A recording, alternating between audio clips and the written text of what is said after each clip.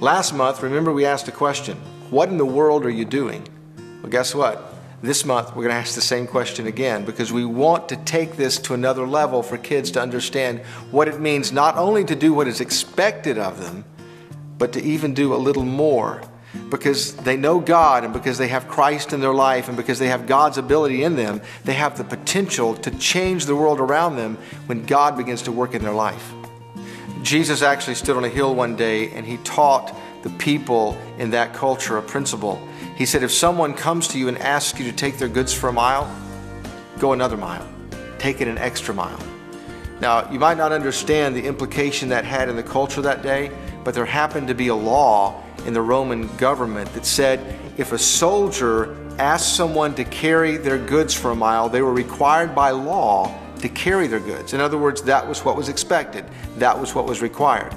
But Jesus took it further. Jesus said to the group of people that day, if someone asks you or requires you to carry their goods for a mile, go an extra mile.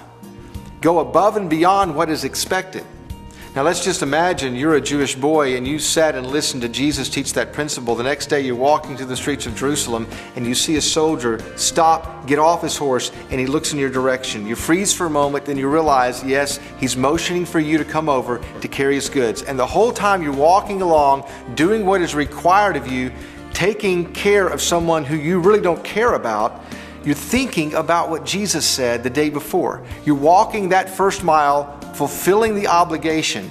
You come to the end of the first mile and you decide to practice what Jesus said. And as the soldier gets off the horse to take your goods, you look at the soldier and you say, you know what? I think I'll carry what you've asked me to carry for one more mile. So just imagine what could happen while you're walking that second mile. Chances are the Roman soldier is looking at you in a different way than he looked at you the first mile, because the first mile you were doing what any other person would do. You were doing what was expected of you, but not the second mile. Maybe his curiosity begins to grow and he begins to ask you questions. You strike up a conversation. All of a sudden, because you've gone the second mile, something happens relationally between you and the soldier who you have no relationship with. It's the second mile, the extra mile, that causes us to build a bridge to other people in a way that nothing else does. Here's what I believe. Sometimes when we ask the question, what in the world are you doing? We should add a tagline onto it. We should ask it this way. What in the world are you doing that's more than you have to do? Are you willing to walk the extra mile? Are you willing to do something above and beyond what is expected? Because it's in doing that that God changes you. It's in doing that that God opens the door relationally with other people. It's in investing in others in ways that we don't have to, that builds a bridge that allows God to turn our hearts toward them and turn their hearts toward us. As parents and leaders, don't we want to raise a generation of children and teenagers who understand what it means to be the church, who understands what it means to do what is not expected, to do above and beyond what is expected, to show the character of God, the love of Christ to the generation around them? What would happen if all of a sudden we grew an entire generation of extra mile thinkers and doers? Okay, after we've spent some time the first week talking about the story of Jesus and how he taught us the extra mile principle and how he asked the question, what in the world are you doing that's more than you have to do? We're going to unpack the story of the Good Samaritan. And we're going to ask it this way. What in the world are you doing to help someone others won't help?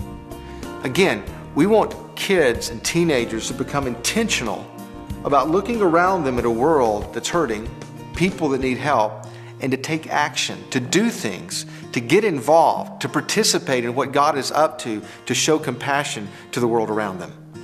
Last month we talked about responsibility, but this month we're going to focus in on the idea of service. We define service this way: lending a hand to help someone else. Don't you want as a parent your children to grow up and recognize that they're not the center of the earth, that the world doesn't revolve around them? The reason we're asking the question, what in the world are you doing, is because we're trying to get them to understand they really do have this place and this position, this significance in this world to give, to serve, to help others. Jesus illustrated this principle better than anyone. I want you to remember the scene at the Last Supper when Jesus is seated with his disciples. Here he is, the Son of God, co-equal with God the Father, and all of a sudden, in the middle of the meal, he gets up and he begins to wash the feet of his disciples. And when he finishes, he looks at them and he says to them, because I've done this for you, being who I am, shouldn't you even more so do this for each other? And he went on to explain to them the principle of what it meant to serve each other. You see, this is a principle that is foundation to our everyday life. We want children to grow up and understand what it means to serve others, to ask the question intentionally, what in the world are you doing to put others first? To just simply look around them and see every once in a while an opportunity to put somebody else first, to see if there's a chance to give somebody else. It looks like this is the only one I have. So if I was going to practice the principle of putting others first, I would give this away to someone else. But since there's not anyone else here, except for the cameraman, okay, I'll do that.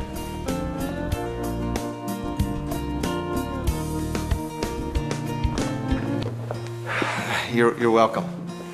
The point is, we want to teach children there are a lot of different ways to wash people's feet. You can give things away, you can share things, you can do things for others every day to show them that you're putting them first. The last week of this month, we're going to go back to the Sermon on the Mount and listen to something else Jesus said about serving and giving. He talks about the attitude in which we're to serve others or to give to others. As a matter of fact, he explains that we're not supposed to do it in a way that's showy or a way that brings attention to ourselves. And we're going to ask the question, what in the world are you doing that only God knows?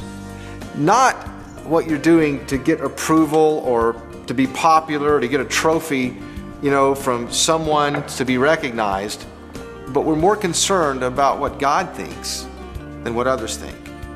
And the purity of our service and our giving, we're really doing it because God sees our heart. And so we're asking the question, what in the world are we doing that only God knows? What do you think would happen to the heart of a child or the character of a child if they grew up looking for things to do in secret, not to be recognized by people, but to realize that they were doing it for God? That's why our memory verse is serve wholeheartedly as if you were serving the Lord, not men. Ephesians 6:7. So the question is, what in the world are you doing? We want to make sure that as we wrap up this 2-month series with this idea of service, we're trying to explain again to children how important it is for them to have an extra mile way of thinking, how important it is for them to look for opportunities to help other people that some people might ignore, that they might pass by, to make sure that in their daily activities they're looking for ways to put others first, and that in the back of their mind they're remembering that everything they're doing isn't to be recognized, it isn't to get something for themselves, but it really is something they're doing because they have Christ living in them and they want to do it because of their relationship with God. It's our prayer this month that somehow as you unpack this principle of service, that kids will actually get excited about getting on God's team and participating with what God is up to in the world around them. And that every time you ask the question, what in the world are you doing? You're emphasizing the fact that God is doing something in the world and we have an opportunity to do it with Him.